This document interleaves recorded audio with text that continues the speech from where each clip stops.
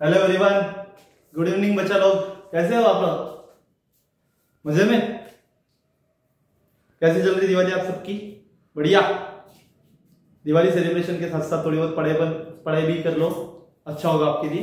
Okay, future के लिए अच्छा होता है। दिवाली सेलिब्रेशन तो हर साल करना ही है, पर थोड़ा 1-1.5 साल आप अच्छे से स्टडी कर लीजिए, जिससे आपका फ्यूचर भी अच्छा हो जाए। Okay, so in yesterday's lecture regarding to human nutrition, we have studied about what we have studied about. Okay, start with quick revision. In yesterday's lecture we have studied about mouth, teeth, tongue, pharynx. Okay, understood? किसी को कोई दिक्कत है उसमें? Okay, if you have any kinds of doubt, you can ask me in comment section. Okay, let me know about that. Understood everyone? Okay, चलिए तो आज का लेक्चर हम स्टार्ट करते हैं। In today's lecture we will cover 2 important parts of our alimentary system, that is first one is oesophagus and the second one is stomach. Okay, चला करायची मग सुरुवात आपण। ओके, आजच्या लेक्चरला आपण इसोफेगस आणि स्टमक बद्दल डिस्कस करूया। इंपॉर्टंट पार्ट आहेत एलिमेंटरी गॅनलचे। ओके, लक्षात असू द्या। तर ते सगळं स्टार्ट करण्याच्या अगोदर मी तुम्हाला एक गोष्ट विचारतो की मी तुम्हाला विचारलं होतं smallest Gland in human body कोणती? तुमच्यापैकी काही लोकांनी आन्सर्स दिले नाहीयेत। ओके, तर आन्सर देण्याचा प्रयत्न करा, थोडंसं सांगा, शिकाल। जर काही सर्च कराल तरच शिकाल, तरच लक्षात राहील काही गोष्टी, अदरवाइज काही गोष्टी लक्षात राहत नाही। Okay, so revision is the best key to success. Understood? So revision is the best key to the success. इतके लक्षात असू द्या, रिव्हिजन जर तुम्ही करत असाल कोणत्याही गोष्टीची तरच तुम्हाला त्या गोष्टीबद्दल कन्सेप्ट क्लिअर होतील, and then only you can succeed. Keep it in your mind. Okay, चलो let's start with our today's topic, oesophagus and stomach. Okay, oesophagus, what actually the oesophagus is? Okay, आपण मराठीत इसोफेगसला काय म्हणतो? अन्ननलिका। काय म्हणतो आपण? अन्ननलिका। लक्षात असू द्या। ओके, एक अशी नळी जी आपल्या फॅरिंग्स पासून, म्हणजे नॉर्मल भाषेत आपल्या घशापासून तर कुठपर्यंत जाते? आपल्या स्टमक पर्यंत जात असते, आपल्या पोटापर्यंत जात असते। म्हणजे अन्न कॅरी करते ती आपल्या फॅरिंग्स पासून कुठपर्यंत? तर आपल्या स्टमक पर्यंत। ओके, सो फर्स्ट पॉइंट काय? Oesophagus it is a muscular tube which is extended from pharynx to stomach. Okay, म्हणजे इसोफेगसचा स्टार्टिंग पॉइंट काय बेटा? फॅरिंग्स। आणि इसोफेगस कुठे जाऊन ओपन होते? तर स्टमक मध्ये जाऊन ओपन होत असते। आणि इसोफेगसचा रोल काय? इसोफेगस काय कॅरी करते? तर फूड कॅरी करते। काय कॅरी करते? फूड कॅरी करत असते। Okay, it is about approximately oesophagus, बघा लक्षात घ्या, ही गोष्ट लक्षात ठेवणं अतिशय गरजेचं आहे। Oesophagus is about approximately 25 centimetre in length. किती सेंटीमीटर लेंथ मध्ये oesophagus? 25 centimetre, approximately 25 centimetre in length. लक्षात असू, सीईटी करता एक इंपॉर्टंट क्वेश्चन है। Okay, 25 centimetre in length.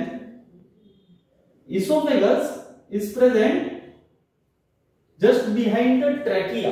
Oesophagus कुठे प्रेजेंट असते बेटा? ट्रॅकियाच्या मागच्या बाजूला। तर ट्रॅकिया म्हणजे काय?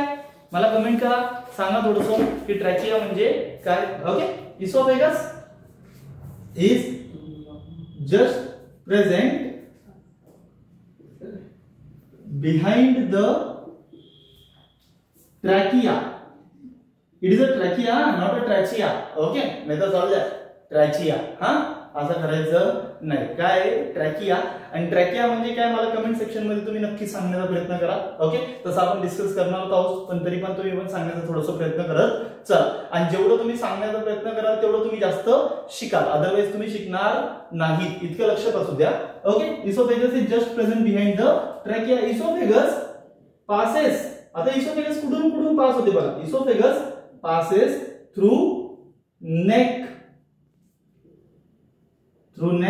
central aspect or central region of thoracic cavity and it passes the diaphragm and finally reaches up to stomach. लक्षात घ्या. Okay, oesophagus. इसोफेगस कुठून पास होते? passes through neck. कुठून पास होते? passes through neck. Later on it passes through the central aspect of rib cage. म्हणजे इथून समोरून pass नाही होता ती, ते म्हणजे rib cage च्या back साइडने central aspect of rib cage and passes the diaphragm and reaches up to the stomach. Reaches up to the stomach. आता diaphragm म्हणजे काय? diaphragm म्हणजे काय ते तुम्ही मला सांगण्याचा प्रयत्न करा. It is a dome shape bone. मी तुम्हाला एक हिंट देऊन ठेवतो. diaphragm काय आहे? डोम शेप बोन आहे जी आपल्या लंग्सला किंवा तुम्ही म्हणू शकता आपल्या केजला किंवा साध्या शब्दात तुम्ही म्हणता आपल्या छातीचा पिंजरा. ओके, तर त्या पिंजऱ्याला सपोर्ट करते डायफ्रॅम. तर डायफ्रॅम अजून काय रोल प्ले करत असते? डायफ्रॅमचे काय काम असतात? डायफ्रॅम कशा प्रकारे मूव्ह होत असते हे तुम्ही मला सांगण्याचा नक्की प्रयत्न करा. बघा, मी तुम्हाला दोन क्वेश्चन सांगितले. एक तर पहिले ट्रॅकिया म्हणजे काय and what actually the functions of diaphragm. पुढे गेला आपला डायफ्रॅम हा इकडं. ओके, तर डायफ्रॅमचे फंक्शन्स काय असू शकतात ते तुम्ही मला नक्की कमेंट सेक्शन मध्ये पिन करा, जेणेकरून मलाही कळेल की तुम्ही किती अभ्यास करतात की किती अभ्यास करत नाहीये. या सगळ्या गोष्टी क्लिअर होणं अतिशय गरजेचं आहे. ओके, बघा काय बोललो आपण इसोफेगस बद्दल. It is a muscular tube like structure. लक्षात ठेवा, ट्यूब लाईक स्ट्रक्चर कुठून कुठपर्यंत एक्सटेंड झाली आहे? It is extended from pharynx to stomach. बघा, फॅरिंक्स तिचा स्टार्टिंग पॉइंट आहे आणि स्टमक तिचा एंडिंग पॉइंट आहे. मी लक्ष ठेवा, मी स्टमकला कुठं पॉइंट आउट करतोय बॉडीमध्ये? लेफ्ट हँड साइडला. कोणत्या साइडला बेटा? लेफ्ट हँड साइडला. तर लक्ष असू द्या, स्टडी करत असताना पॉइंट आउट करत असताना आपण त्याच्या स्पेसिफिक लोकेशनवरती जर पॉइंट आउट केलं तर आपण भविष्यात ती लोकेशन विसरत नाही आणि एक्झाम्स मध्ये आपण कन्फ्युज होत नाही की लेफ्टला आहे की राईटला आहे वगैरे वगैरे. आपण कन्फ्युज होत नाही. सो पॉइंट आउट करतानाही प्रॉपर पॉइंट आउट करणं अतिशय गरजेचं. ओके, नंतर इसोफेगसची आपण लेंथ किती म्हटली बेटा? 25 सेंटीमीटर. एक्झॅक्ट 25 म्हणतोय का आपण? नाही, अप्रॉक्सिमेटली 25 सेंटीमीटर इन लेंथ. इसोफेगसची लेंथ किती आहे? Approximately 25 centimetre in length. After that oesophagus कुठे प्रेझेंट असतो? Present behind the trachea. आणि what actually the trachea is तुम्ही मला सांगण्याचा नक्की प्रयत्न करा. ओके, नंतर oesophagus passes through neck, central region of thoracic cavity and it passes the diaphragm and finally reaches to the stomach. आता इसोफेगसच्या हिस्टोलॉजी बद्दल स्टडी करून घेऊया. Histologically oesophagus shows presence of two different type of muscles, longitudinal muscles and circular muscles. Okay, histologically esophagus consists of two types of muscles. किती प्रकारचे muscles बेटा? दोन प्रकारचे muscles. किती प्रकारचे? दोन. आता ते दोन प्रकारचे मसल्स कोणकोणते लक्षात ठेवा? Longitudinal muscle and circular muscle. आणि हे दोघीचे दोघी मसल मिळून इसोफेगसला ट्यूब लाईक अपीअरन्स प्रोव्हाइड करतात. Okay, tube like appearance provide करत असतात. लक्षात राहील किती प्रकारचे मसल्स आहेत इसोफेगस मध्ये? दोन प्रकारचे, एक तर लॉन्जिट्युडिनल आणि एक circular, which provide tube like appearance to the oesophagus. Okay, लक्षात घ्या. After that oesophagus is internally lined by mucus cell. इसोफेगसच्या आत कोणते सेल्स आहेत बेटा? Mucus cell. म्युकस सेल काय सिक्रीट करतात? Mucus cell secrete mucus. आता म्युकस काय आहे? एक प्रकारचा स्टिकी सबस्टन्स आहे. एक प्रकारचा स्टिकी सबस्टन्स आहे जो काय प्रोव्हाइड करतो? Provide lubrication for passage of food. जेणेकरून आपण जे काही अन्न खातो ते इझिली सटकून आरामात आपल्या स्टमक पर्यंत पोहोचलं पाहिजे. त्याकरता तिथे स्टिकी सबस्टन्स प्रेझेंट असतो, तो म्हणजे काय? म्युकस. तो म्युकस कोण सिक्रेट करतं? ते म्युकस सेल. म्युकस सेल कुठे प्रेझेंट आहे? Internal side of oesophagus. लक्षात असू द्या, कुठे प्रेझेंट आहे? Internal side of oesophagus. आणि आता इथं पुढे आपण काय करणार आहोत? इसोफेगस बद्दल आपल्याला थोडंसं अजून डिस्कस करायचं आहे. ओके, त्यामध्ये एक गोष्ट लक्षात घ्या, इसोफेगस काय एक प्रकारची मस्क्युलर ट्यूब आहे. कुठून कुठपर्यंत पसरली आहे? तर फॅरिंक्स पासून तर स्टमक पर्यंत. इसोफेगसची अप्रॉक्सिमेट लेंथ किती बोललो आपण? 25 सेंटीमीटर. किती बोललो बेटा आपण? 25 सेंटीमीटर. नंतर इसोफेगस कुठे प्रेझेंट असते? Just behind the trachea. Oesophagus कुठून कुठे पास होते? Passes through neck, central region of thoracic cavity and it passes the diaphragm and finally reaches up to the stomach. लक्षात घ्या. ओके. आफ्टर दॅट हिस्टोलॉजिकली जर इसोफेगसच्या हिस्टोलॉजीचा विचार केला तर इसोफेगस मध्ये किती प्रकारचे मसल्स बोललो आपण? दोन प्रकारचे मसल्स आहेत. एक आहे लॉन्जिट्युडिनल मसल आणि एक आहे सर्क्युलर मसल. आणि हे दोघी मसल मिळून इसोफेगसला कोणता अपीयरन्स देतात? तर ट्यूब लाइक अपीयरन्स प्रोव्हाइड करत असतात. आफ्टर दॅट इसोफेगसच्या इंटरनल साइडला कोणते सेल्स आहेत? Mucus cell. म्युकस सेल काय सिक्रेट करतात? म्युकस. ओके. आणि म्युकस काय एक प्रकारचा स्टिकी सबस्टन्स आहे जो काय प्रोव्हाइड करतो? लुब्रिकेशन. कशासाठी?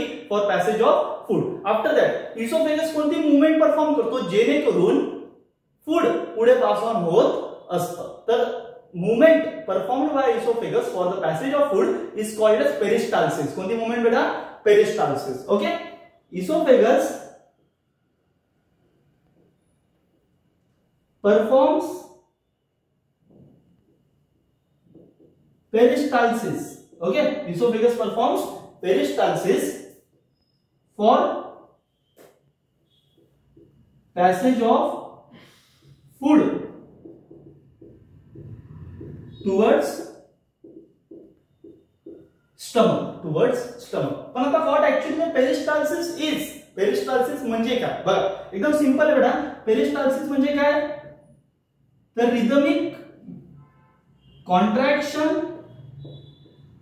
And relaxation of oesophagus. Okay. एका प्रॉपर पॅटर्न मध्ये इसोफेगसचं काय होतं? कॉन्ट्रॅक्शन आणि रिलॅक्सेशन. ओके. जेणेकरून फूड पुढे लोटलं जात असतं. लक्षात ठेवा. आता इथे एक गोष्ट तुम्ही मला सांगण्याचा प्रयत्न करा. आपल्याला व्हॉमिटिंग का होते? व्हॉमिटिंग मागचं रिझन काय? बघा ज्या पाथवेने फूड आत जाणार आहे त्याच पाथवेने फूड बाहेर पण येणार आहे. ओके. तर व्हॉमिटिंग कोणत्या प्रोसेसमुळे होत असते ते तुम्ही मला सांगा. ओके.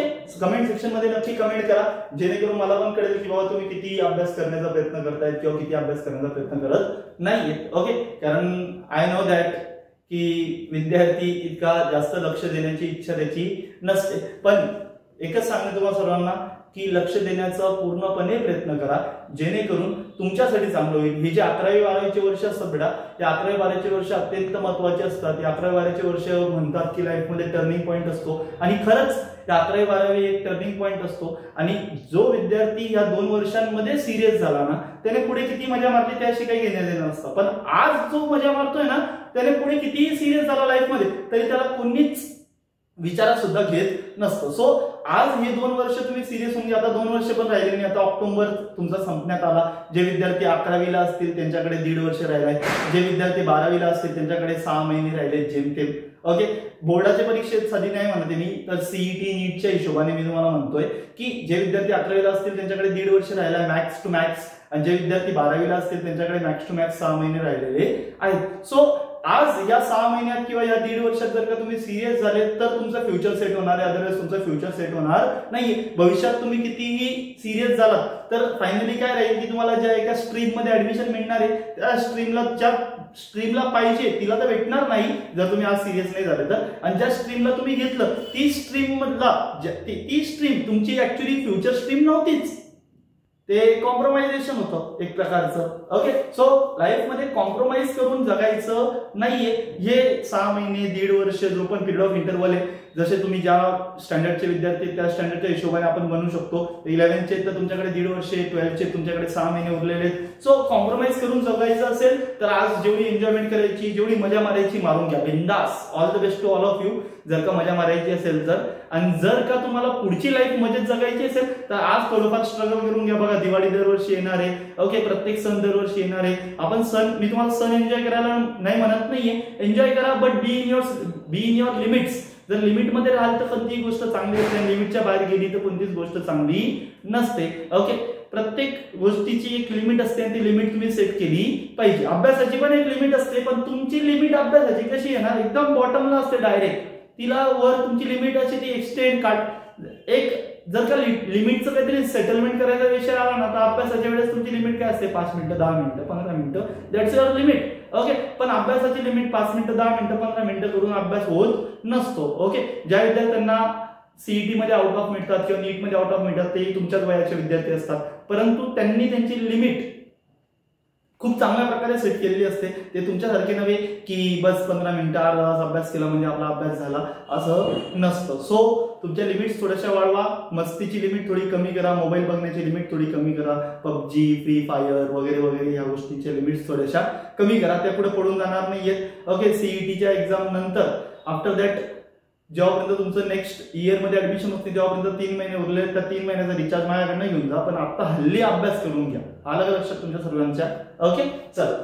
तर इसोफेगस काय म्हणतो? Oesophagus is a muscular tube like structure जो कुठून कुठपर्यंत एक्सटेंड झालेला आहे, फॅरिंग्स पासून स्टमक पर्यंत एक्सटेंड झालेला आहे. त्याची लेंथ किती आहे, काय काय लक्षात ठेवायची, की पॉइंट्स लक्षात ठेवा. की पॉइंटच्या हिशोबाने स्टडी केला ना बेटा तर स्टडी एकदम इझी होतो. Pharynx to oesophagus, length 25 centimetre, starting point pharynx, ending point stomach. Oesophagus मध्ये दोन प्रकारचे muscles, longitudinal muscle, circular muscle. Sequentially गेलं पाहिजे असं काही गरजेचं नाही. जो पॉइंट आपल्याला आठवतो त्या पॉइंट बद्दल आपला कन्सेप्ट क्लिअर झालाय तेवढं महत्त्वाचं. ओके, सो मसल्स किती प्रकारच्या? दोन, एक लॉन्जिट्युडिनल, एक सर्क्युलर मसल्स आहेत. Okay, after that internally line by mucus cell. Mucus cell काय सिक्रेट करतो? तर म्युकस सिक्रेट करत असतो. इसोफेगस कोणती मूवमेंट परफॉर्म करतो बेटा? पेरिस्टाल्सिस. कोणती मूवमेंट? पेरिस्टाल्सिस. आणि पेरिस्टाल्सिस मध्ये मदत करतोय passage of food towards stomach. After that peristalsis म्हणजे काय सांगितलं मी तुम्हाला? रिदमिक कॉन्ट्रॅक्शन आणि रिलॅक्सेशन ऑफ इसोफेगस. आणि व्हॉमिटिंग साठी रिझन काय ते तुम्ही मला नक्की कमेंट सेक्शन मध्ये पिन करा. आणि ट्रॅकिया म्हणजे काय ऍक्च्युअल मध्ये ते सुद्धा मला कमेंट सेक्शन मध्ये तुम्ही नक्की पिन करण्याचा प्रयत्न करा. चला तर मग आज आपल्या लेक्चरच्या दुसऱ्या टॉपिक कडे जाऊया, तो म्हणजे काय? स्टमक. स्टमक एक मोस्ट इम्पॉर्टंट टॉपिक आहे तुमच्या एलिमेंटरी कॅनल मधला किंवा या चॅप्टर मधला एक मोस्ट इम्पॉर्टंट टॉपिक आहे. तुम्ही असं जरी म्हटलं तरी चालतंय. ओके, चला.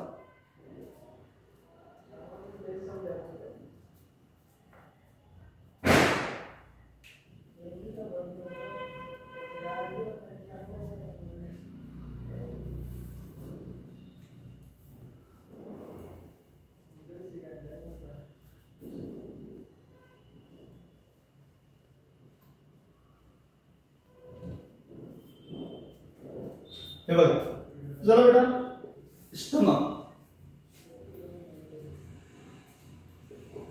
It is a muscular sac like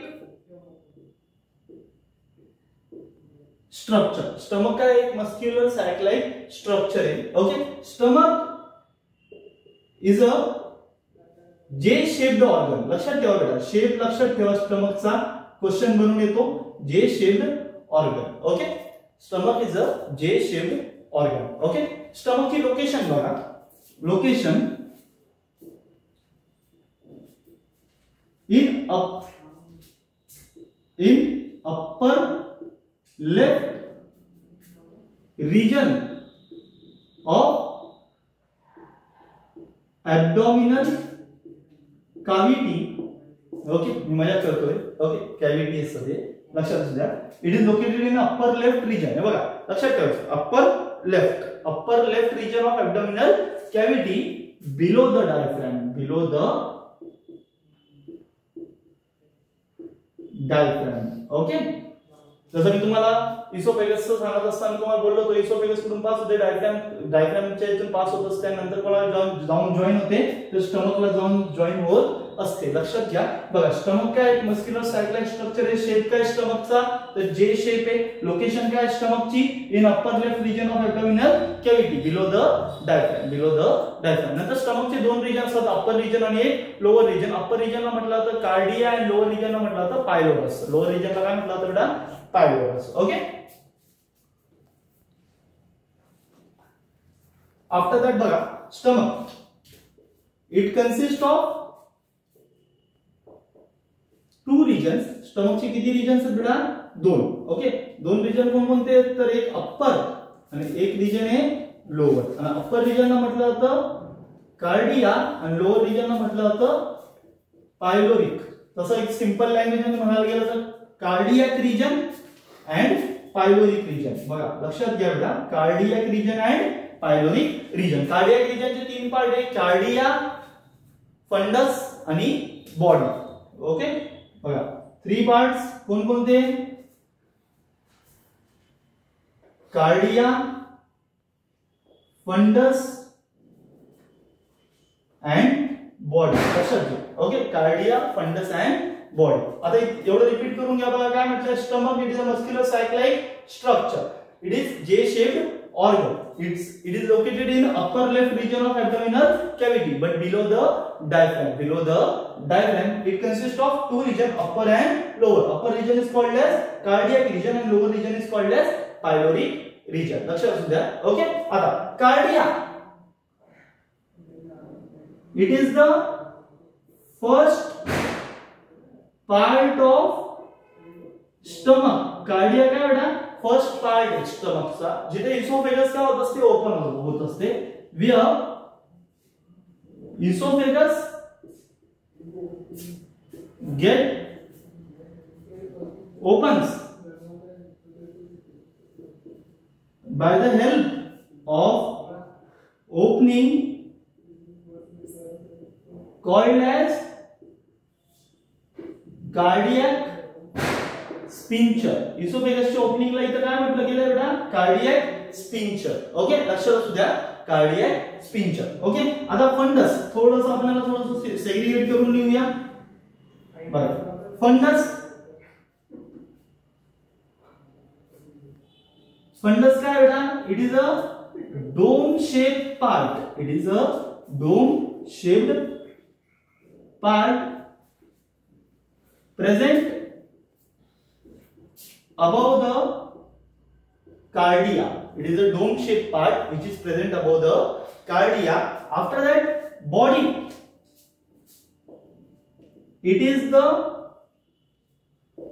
central region of stomach and it is largest part of stomach. लक्षात घ्या बघा, largest part of stomach. मग आता जर बॉडी ही लार्जेस्ट पार्ट आहे तर स्मॉलेस्ट पार्ट ऑफ स्टमक कोणता असेल ते तुम्ही मला कमेंट सेक्शन मध्ये नक्की सांगण्याचा प्रयत्न करा. बघा, अप्पर रिजन काय म्हटलं बेटा? Cardiac. Lower region pyloric. Okay, की पायलोरिक म्हणा किंवा पायलोरस म्हणा, नो प्रॉब्लेम. ओके, नंतर कार्डियकचे किती पार्ट बोललो आपण? 3 पार्ट, कार्डिया, फंडस आणि बॉडी. ओके, कार्डिया हा काय आहे? फर्स्ट पार्ट आहे स्टमकचा, जिथे इसोफेगस काय होत असते?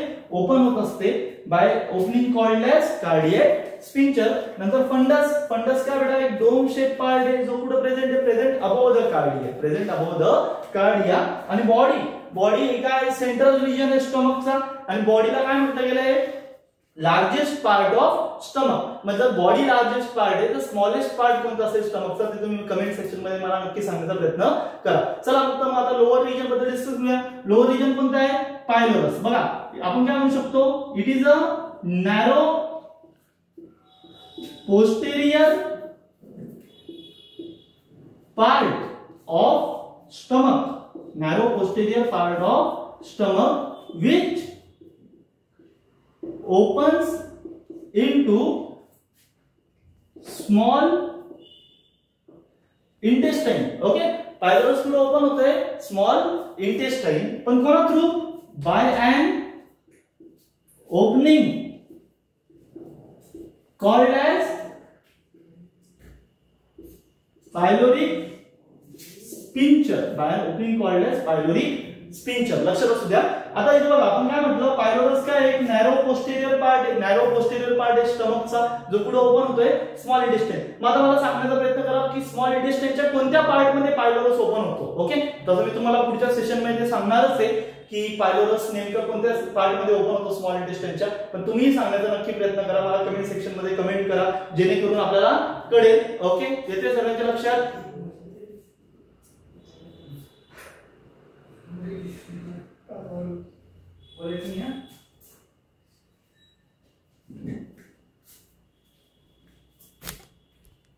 बेटा अचानक लाईट चालली गेली. ओके, पण काय करणार आहे? नाईलाज आहे आपला.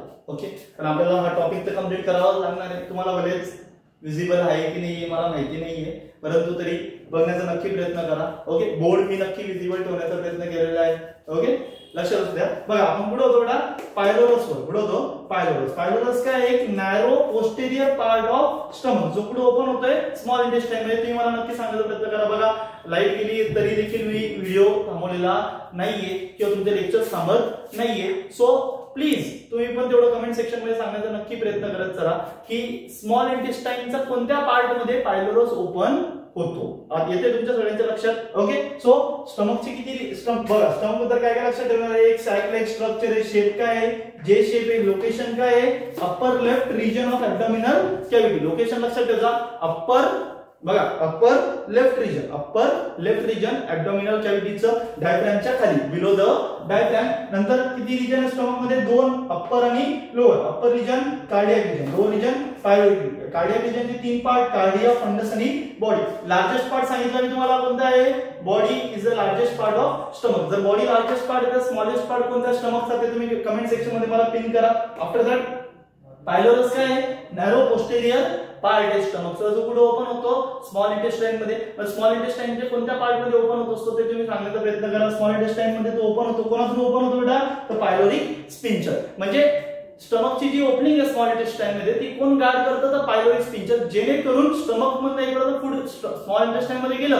की ते फूड रिटर्न यायला नको. त्याच प्रकारे इसोफेगस ओपन झाला होता, इसोफेगस ओपन झाला, पुढे ओपन झाला होता इसोफेगस, तर स्टमक मध्ये ओपन झाला होता इसोफेगस. ओके, पण कोणातून ओपन झाला होता, कार्डियक स्पिंचर थ्रू ओपन झाला होता. मग कार्डियक स्पिंचर काय करतो, स्टमक मधनं फूड इसोफेगस मध्ये येऊ देत नाही. ओके, बघा लाईट पण येऊन गेली, बरं झालं.